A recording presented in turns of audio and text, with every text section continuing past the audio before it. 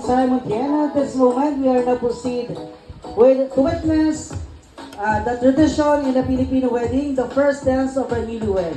Tradition within Mani culture, a Filipino wedding, a couple first dance is usually created. And of course, we also call it posterity dance or the Mani dance. But for the meantime, we will allow first our guests to experience their first dance together as newlywed. Of course, with the tune, Having You Near Me. Despite the distance, they are going to dance together with the song Having You Near Me. Requesting our guests to be here. Yakap, Dudoy, kanyari na sa distuan.